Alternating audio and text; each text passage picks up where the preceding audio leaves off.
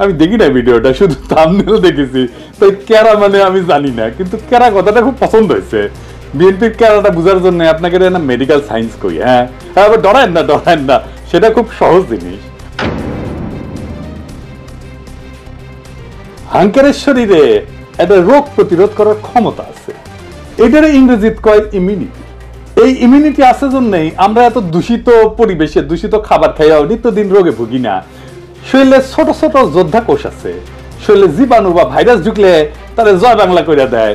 শুধু জীবাণু বা ভাইরাস না, আরেকজনের কিডনি, চোখের কর্নিয়া, আরেকজনের কলজিয়া আমার শরীরে যদি ট্রান্সপ্লান্ট করে ঢুকে দেয় না, করে তো তাই না, কিডনি নষ্ট হলে বই লাগে দেয় না আরেকজনের কিডনি, উনকা তো সেটাও কলে খাইয়া দেয়। ওই যে একজনের কিডনি নষ্ট হলে আরেকজনের কিডনি নিয়ে লেগে দেয় না আরেকজনের শরীরে, এটা কয় ট্রান্সপ্লান্ট আর কি। তো ওই ট্রান্সপ্লান্ট করলে না ওই যোদ্ধা কোষ খাইয়া দেয় কলে, বুঝছাও, ওই যে যেটা ট্রান্সপ্লান্ট করছে, যেটা ঢুকাইছে। সেই জন্য ট্রান্সপ্লান্ট করার পরে মেলা ওষুধ খেতে হয় ওই যোদ্ধা কোষগুলোকে থেমে রাখার জন্য, চেপে রাখার জন্য। তো ওই যোদ্ধা কোষের কেরা হইলে নিজের শরীরের উপরে নিজেই ঝাঁপে পড়ে। তার মানে শরীরের এই চামড়া মনে হয় তার নিজের চামড়া না, এটা অন্যের চামড়া। ব্যাস, তাহলে শেষ হয়ে সোরিয়াসিস হবে। এটা ছবি দেখে দেন, দেখেছেন কি বিচ্ছিরি অবস্থা। এটা করলে কোনো শ্বাসের রোগ না, ওই যে কেরা হয়েছে, বুঝছাও, রিউমাটয়েড আর্থ্রাইটিস, মানে বাতের মতো আর কি। তো এটাও কেরা, হাত হুত বেঁকে বুকে যায়, ব্যথা তো আছেই। ছবি দেখান এডিটর সাহেব। তারপরে টাইপ 1 ডায়াবেটিস, ডায়াবেটিস কলে দুই ধরনের, টাইপ 1 আর টাইপ 2। হ্যাঁ, তো টাইপ 1 মানে যেটা জন্ম থেকে হয়, তো ছোটবেলাতে হয়, এটাও কলে ওই কেরা রোগ, বুঝেছেন। তো এটা ডাক্তারি ভাষায় কয় অটো ইমিউন ডিজিজ। আমি যদি ডাক্তারি বই লিখলামিনি, তাহলে এই রোগ রে লিখলামিনি নিজের নিজেই মারে। এত খারাপ কথা কেঙ্কে করে লেখা যায়, তাই কেরা রোগ লিখলামিনি। কেরা ইনকা কেরা হয়েছে বিএনপি, ওই নিজের দলের ইতিহাস, ঐতিহ্য, অবদান, এমনকি জিয়া খালেদার সিলসিলার বিরুদ্ধে দাঁড়াইছে। কেমনে দাঁড়াইছে আসেন দেখি। জিয়াউর রহমান বাংলাদেশের রাজনীতিতে কয়েকটা বেসিক মৌলিক কন্ট্রিবিউশন আছে, অবদান আছে। কি কি? 1 নাম্বার, তিনি বাকশালী শাসন থেকে গণতান্ত্রিক ব্যবস্থা উত্তরণ ঘটাইছিলেন। এর ইন্টারেস্টিং ব্যাপার হইতেছে যে বাংলাদেশই পৃথিবীর ইতিহাসে প্রথম এবং একমাত্র দেশ যা মার্শাল ল অধ্যাদেশ দিয়ে গণতন্ত্রের উত্তরণ ঘটেছিল। আমরা এই প্রসঙ্গে পরে আসবো, কারণ বিএনপির কর্মীদের জানা উচিত যে তাদের নেতারা দলের আদর্শ, নীতি, উদ্দেশ্যের সাথে কি বিপুল প্রতারণা কইরা দলটারে ধ্বংস করিচ্ছে। 2 নাম্বার, জিয়াই বাংলাদেশের নাগরিকদের প্রথম পলিটিক্যাল আইডেন্টিটি দিচ্ছেন। পলিটিক্যাল আইডেন্টিটি খুব গুরুত্বপূর্ণ একটা জাতির জন্য, এটা দেশের জন্য, রাজনৈতিক জনগোষ্ঠী হিসেবে গড়ে ওঠার জন্য। আমার জনগণ কোথায় ভারতীয় জনগণের চাইতে আলাদা, আমরা কিভাবে পশ্চিমবঙ্গের বাংলাভাষী বাঙালির চাইতে আলাদা, এইটা 72-এর সংবিধানে ছিল না। এটা জিয়ার খুবই মৌলিক কন্ট্রিবিউশন। 72-এর সংবিধানে আমরা বাঙালি জাতি, বাংলাদেশের সকল নাগরিকের জাতিসত্তা বাঙালি। আমরা কি সবাই বাঙালি? ইন্ডিয়া মুক্তিযুদ্ধের সময় পোস্টার করে দিয়েছিল যে বাংলার হিন্দু, বাংলার বৌদ্ধ, বাংলার খ্রিস্টান, বাংলার মুসলমান, আমরা সবাই বাঙালি না। আমরা সবাই বাঙালি না।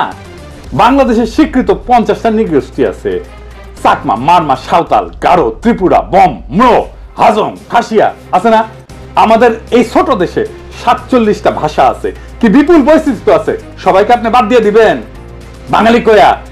এই যে ইনক্লুশন, সবাইকে নিয়ে আসা, এটা কে করেছে? জিয়া করেছে, আমাদের বাংলাদেশি জাতি পরিচয় দান কইরা। 3 নাম্বার, বাংলাদেশকে পদানত রাখার ভারতীয় বয়ান মুজিববাদ, যা এই 72-এর সংবিধানের রাষ্ট্রীয় মূলনীতি 4টা: গণতন্ত্র, সমাজতন্ত্র, ধর্মনিরপেক্ষতা, বাঙালি জাতীয়তাবাদকে জয় বাংলা করে দিছিল জিয়াউর রহমান। ধর্মনিরপেক্ষতাকে প্রতিস্থাপন করেছিল পরম করুণাময় আল্লাহর উপর পূর্ণ আস্থা এবং বিশ্বাস দিয়া। সংবিধানে বিসমিল্লাহির রহমানির রহিম যুক্ত করেছিল।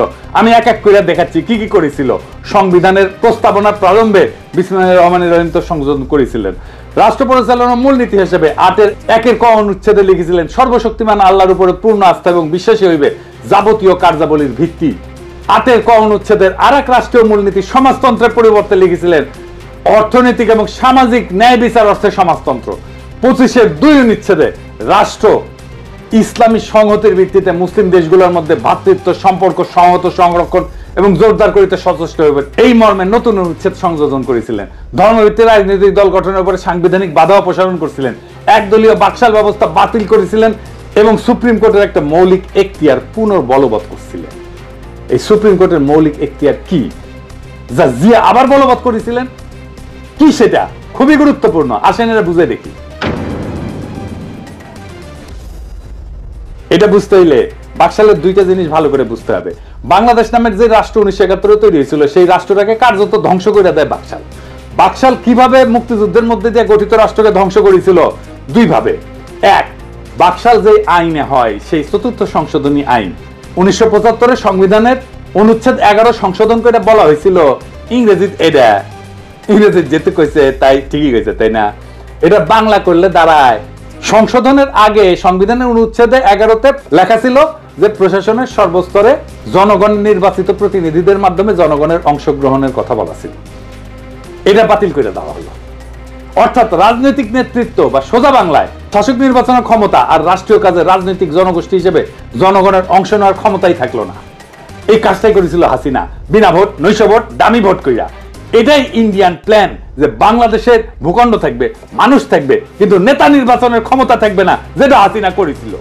দুই নাম্বার, সংক্ষুব্ধ কোন নাগরিকের আদালতে যাওয়ার একটা মৌলিক অধিকার ছিল 44 অনুচ্ছেদে।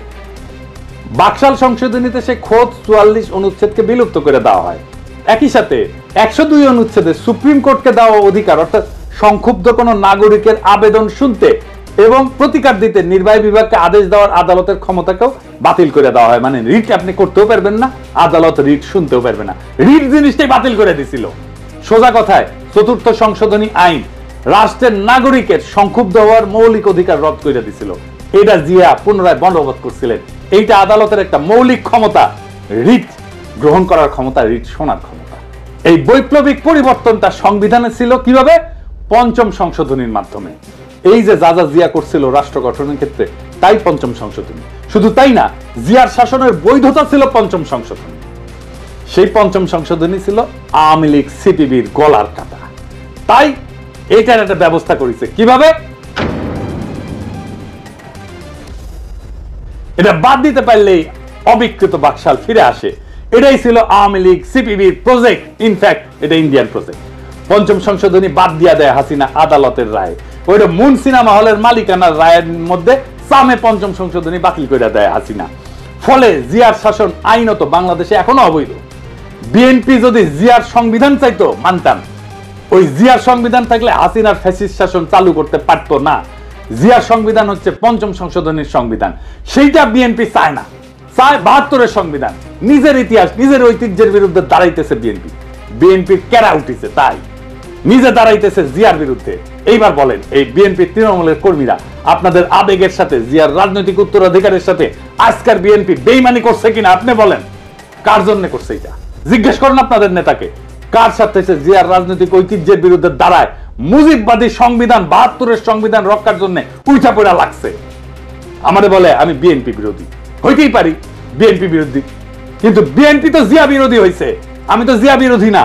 আসুক বিএনপির নেতারা আমার সাথে বাহাস করতে, এই ইস্যুতে তাদের জবাব দিতে হবে কেন তারা জিয়ার সংবিধানকে ত্যাগ কইরা মুজিববাদী সংবিধান রক্ষায় নামিছে। বিএনপির সাথে আমার শুধু না, আপামর বাংলাদেশের জনগণের বিরোধের জায়গাগুলো শুনে রাখেন, বিএনপি নেতারা শুনে রাখেন, বিএনপি কর্মীরাও শুনে রাখেন। এক নাম্বার, বিএনপি আওয়ামী লীগকে ভোটে আনতে চায়, আমরা এটা চাই না। দুই নাম্বার, বিএনপি মুজিববাদী সংবিধানকে রক্ষা করতে চায়, আমরা এটা ছুঁইরা ফেলতে চাই।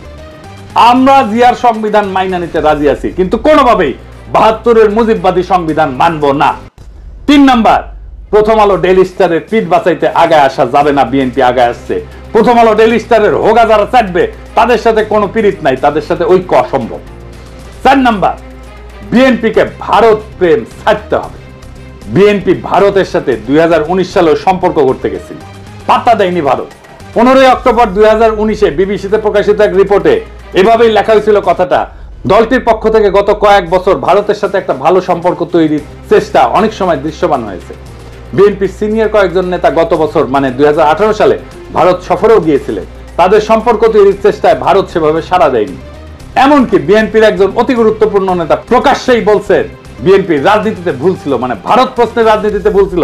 বিএনপির রাজনীতি ভুল ছিল, খালেদা জিয়ার রাজনীতি ভুল ছিল, জিয়ার রাজনীতি ভুল ছিল। এই আস্পর্ধা কোথায় পাইছিল সেই নেতা? আমরা তখনই বিএনপিকে এলাই ভাববো, সহযোদ্ধা ভাববো, যখন এই 4টা প্রশ্নে বিএনপি স্পষ্ট স্ট্যান্ড নেবে। এখানে পলিটিক্যাল স্ট্যান্ড নেওয়াই রাজনীতি, টেম্পু স্ট্যান্ড দখল করা রাজনীতি না। মৌলানা ভাসানী আওয়ামী লীগেরই নেতা ছিল, আওয়ামী লীগ তারে ওন করতে পারে নাই, তাই মৌলানা ভাসানী আওয়ামী বিরোধীদের আদর্শিক নেতা হয়েছে। আপনাদের ভাগ্যেও সেই ঘটনা ঘটতেছে। আপনারাও জিয়ার রাজনীতি অন করতে পারতেছেন না। আগামীর বাংলাদেশ জিয়ার দেখানো পথে হাঁটবে। জিয়ার 19 দফার প্রথম দফাই হচ্ছে সর্বতভাবে দেশের স্বাধীনতা, অখণ্ডতা এবং সার্বভৌমত্ব রক্ষা করা। সর্বতভাবে মানে সব রকম উপায়ে, রাজনৈতিক, সামরিক, কূটনৈতিক সহ যা যা পদক্ষেপ নেওয়া যায় সবভাবে। এই কারণেই জিয়াউর রহমান বাংলাদেশে আধিপত্যবাদ এবং আগ্রাসন বিরোধী জনগণের নিরঙ্কুশ সমর্থন পাইছিলেন। তিনি আমাদের নেতা হয়ে থাকবেন। আমরা জিয়াকে রিপোজিশন করব পলিটিক্সে।